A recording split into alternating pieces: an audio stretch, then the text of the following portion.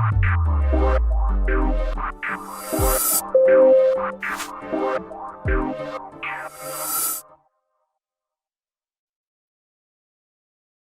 यहां पर देखेंगे कि कोई भी अगर बहुभुज है तो इसके आंतरिक कोणों का योगफल कितना होता है। हमें मालूम है कि अगर त्रिभुज है तो त्रिभुज के आंतरिक कोणों का योगफल 180 अंश, चतुर्भुज का 360, पंचभुज का क्या होता नहीं मालूम, षष्ठभुज का क्या होता नहीं मालूम, सप्तभुज का क्या होता नहीं मालूम। तो हम यहाँ पर ये ट्रिक देखेंगे कि कैसे हम चाहे कोई भी भुजा, कितनी भी भुजा हो, ऐसा बहुभुज है तो इसके आंतरिक कोणों का योगफल कितना होता है।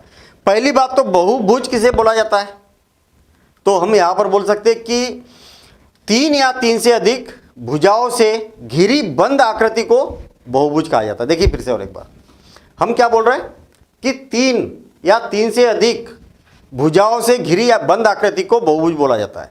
कहने का मतलब अगर आपके पास में एक भुजा है तो बहुभुज नहीं बन सकता। बन सकता क्या? फिर से 2 भुजा है तो बहुभुज नहीं बन सकता। अगर 3 भुजा है तो बहुभुज बनाया जा सकता है।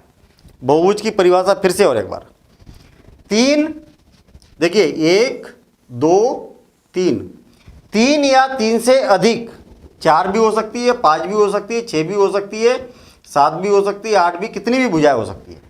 यहाँ पर 6 भुजाएं दिखाई दे रही है। बंद आकृति का होना आवश्यक है। कहने का मतलब इस आकृति के अंदर घुसने के लिए कहीं से जगह नहीं होना चाहिए, उसी को क्या बोला जाता है? बहुभुज कहा जाता है। सीधी बात है, इसमें अंदर घुसने के लिए जगह नहीं है। एक भुजा से हम बहुभुज नहीं बना सकते, 2 भुजा से, ये ओपन है ना, बहुभुज नहीं बना सकते। फिर से और एक बार,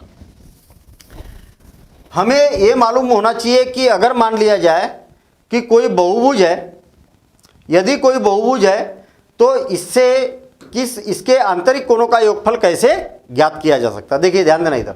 अब यदि मान लिया जाए कि हमारे पास में त्रिभुज है ना, इस प्रकार से त्रिभुज है, और इस त्रिभुज के तीनों कोणों का योगफल कितना दिखाई दे रहा है, तो आप देखेंगे कि 60 डिग्री 60 डिग्री 60 डिग्री, तीनों को अगर जोड़ देते हैं तो कितना हो जाएगा? 180 अंश।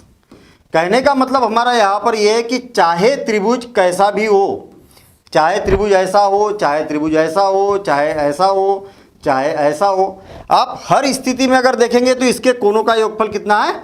हमेशा 180 अंश ही रहेगा। तीनों को जोड़ लीजिए आप, सदैव 180 अंश ही होगा। सेम इसी प्रकार से यदि मान लिया जाए कि मेरे पास में एक चतुर्भुज है, मैंने यहाँ पर एक क्या बना दिया? चतुर्भुज बना दिया। जोड़ के देखिए, 96 डिग्री, 85 डिग्री, 105 डिग्री और 74 डिग्री। इनको यदि हम जोड़ते हैं तो इनके कोणों का योगफल हमेशा 360 डिग्री होगा। चाहे आप इसको किसी भी प्रकार से परिवर्तित कर दीजिए, चाहे इतना ऐसा बना दीजिए, चाहे ऐसा बना दीजिए, चाहे ऐसा बना दीजिए, कैसा भी चतुर्भुज बनाइए, इससे कोई फर्क नहीं पड़ेगा। सदैव इसके आंतरिक चारों कोणों का योगफल हमेशा 360 डिग्री ही होगा। तो क्या अगर पंचभुज है हमारे पास, मान लिया जाए कि ये क्या पंचभुज है, तो 5 भुजाओं के आंतरिक कोणों का योगफल बता सकते हैं। यदि मान लिया जाए कि मेरे पास में षष्ठभुज है, षष्ठभुज के पूरे आंतरिक कोणों का योगफल हम ज्ञात कर सकते हैं, तो बिल्कुल कर सकते हैं। इस पूरे आंतरिक कोणों का योगफल ज्ञात कर सकते। कैसे करेंगे? सारे कोणों को जोड़ दीजिए, लेकिन ये हमेशा पॉसिबल नहीं है। यहाँ तो आपको कोण दिख रहा है, सामान्यतः आप कोण मापेंगे तो टाइम लग जाएगा। सीधी बात यह है कि यदि आपके पास में एक फार्मूला मालूम है कि n-2 × 180 डिग्री, जहाँ पर n बराबर से क्या है? भुजाओं की संख्या है। क्या है? भुजाओं की संख्या, भुजाओं की संख्या।